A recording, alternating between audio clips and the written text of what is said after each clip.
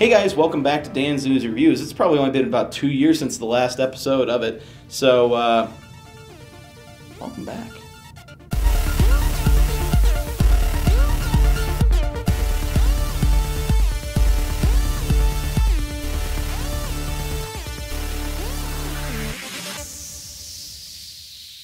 Today I am reviewing Son of Batman. I don't know what that was, and if this doesn't show up well, blame the green screen effect. Alright, so Son of Batman is one of the newer releases of the Warner Brothers animated DC Batman-related films. There's a lot of things there. Warner Brothers DC animated Batman films. Got them all right. Okay. Basically, the story starts off when the League of Shadows, headed up by Ra's al Ghul or Ra's al Ghul. I can't remember which they said in this movie. It might have been Ra's. I think they said Ra's al Ghul. So the League of Shadows is attacked. Talia and Damian, her son, are a part of the defensive with this attack.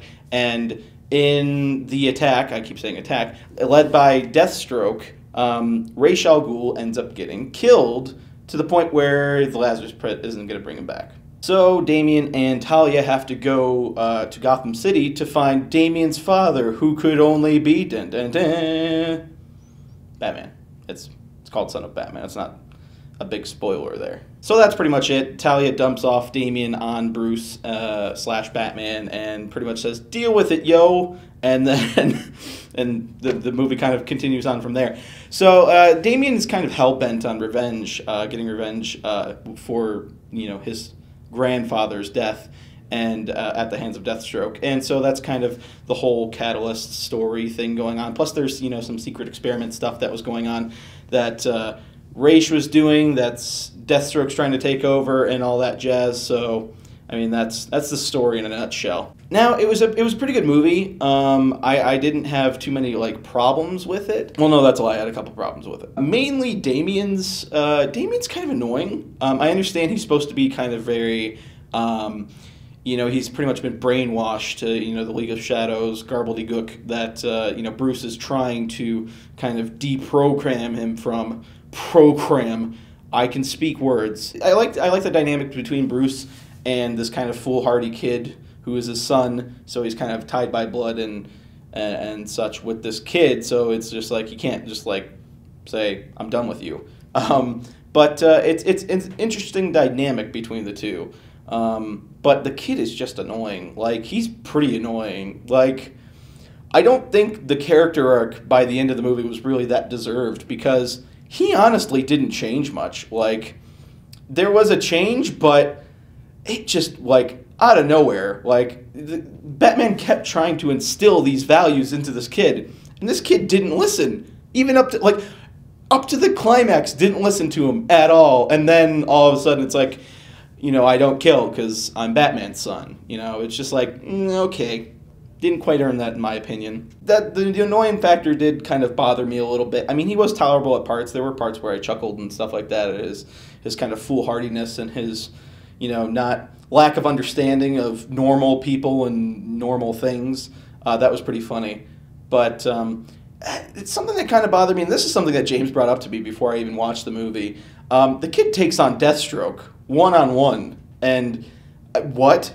I mean, he took on Nightwing at one point during the movie and gets his ass kicked. So, I mean, Nightwing got his ass kicked as well, but at the same time, Nightwing still beat him. So, how can he take on Deathstroke by himself? No. It was a pretty good movie overall. I like the story aspects of it, and I like the idea of Batman having a son with Talia. That was pretty interesting. But I think the interactions were kind of annoying, but good sometimes. It was hit or miss with me. The kid was kind of an idiot. Then again, he was supposed to be. He was supposed to be this foolhardy kid, and I understand it, but I don't feel like he deserved the character arc he got by the end of it, if that makes any sense. The animation style, I wasn't crazy about either. I'm kind of like a hardcore Bruce Timm classic Batman the Animated Series style animation connoisseur. That didn't make any sense. But I really like the animation style of the original series, or even like Batman Under the Red Hood, that was kind of done in the same style.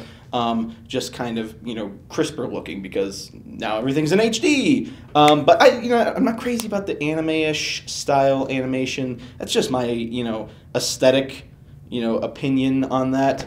I'm not crazy about it. I won't not watch something because it's like that, but it's definitely somewhat a turnoff when stuff like that happens. So when they choose animation styles like that, plus I don't think it, like, to me it doesn't fit as well. I liked that kind of, you know, simpler sort of animation. It really fit with Batman because that's what I grew up watching. Honestly, it's what I, you know, associate with Batman when it comes to, you know, this kind of universe.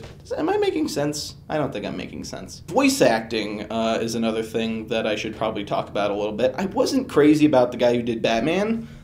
He was kind of like breathy. Like, I mean, I know Batman voices are kind of tough to get down. Like, either you go too gruff, like, I'm Batman, or you can be like, I'm Batman. I walk around like this all the time, and I'm surprised people can hear me because I'm pretty much whispering. Like, that's more so. This one was like, you shouldn't be doing that. Like, it's just like slightly gruff voice, not overly. So yeah, Batman was voiced by Jason O'Mara. He hasn't really done much outside of television stuff, and he was like Albert Wesker in Resident Evil Extinction. I just looked up his IMDb page because I was kind of curious. But he's voiced Batman in a couple other things like Justice League War that came out earlier in the year, and then something else that's coming out eventually as well. So he seems to be kind of Batman for now for a couple different projects, which is fine. I didn't think it was terrible. It's just, he was kind of, meh. It wasn't terrible. He kind of grew on me as the movie went along. Like, the voice, it took a little bit to kind of get used to, but, you know, I thought it was still all right. Like, it wasn't terrible. You know, I think I'm a little bit of a purist, so when it's not Kevin Conroy and, like, Bruce Timm animation style, I can kind of get kind of iffy.